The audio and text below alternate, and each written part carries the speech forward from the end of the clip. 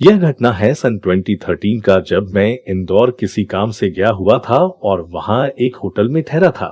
दिन भर जरूरी काम में व्यस्त होने की वजह से मैं रात में वापस होटल में लौटा और अपने कमरे में सो गया। आधी रात में मुझे सपना आया कि कोई मेरी पीठ की तेल मालिश कर रहा था, किंतु थोड़ी देर बाद मुझे मेरी पीठ पर कुछ गीला सा महसूस हुआ और तुरंत मेरी नींद खुल गई। मैंने अपनी पीठ पर पड़ी हुई किसी वस्तु को उठाकर फेंक दिया और मुझे महसूस हुआ कि यह काफी भारी सी वस्तु थी और रबड़ की तरह थी। मैंने तुरंत आंखों को खोला और उस वस्तु को देखने के लिए जैसे ही बिस्तर से नीचे देखा तो वहां 3 फीट लंबे सांप के जोड़े दिखे। मेरी घिघी बंद गई थी, मेरे गले से आवाज भी नहीं निकल पा रही थी और मैं कुछ समझ ही नहीं पा रहा था। मेरे हाथ पैर मुझे महसूस ही नहीं हो रहे थे। मेरा शरीर थर थर कांप रहा था। न मालूम कितनी देर मैं बिस्तर में बैठा रहा। जीते जी मेरे शरीर से प्राण निकल गए थे।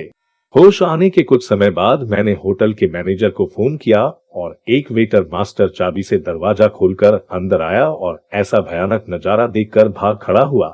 मैंने रात भर बिस्तर में ही समाधि ले ली। न जाने कब रात बीत गई और फिर सुबह एक सांप पकड़ने वाला आदमी आया और उसने दोनों सांपों को पकड़ा और वहां से चला गया। उसके बाद मैं उस होटल से ऐसे भगा जैसे कोई चोर चोरी करके भागता है।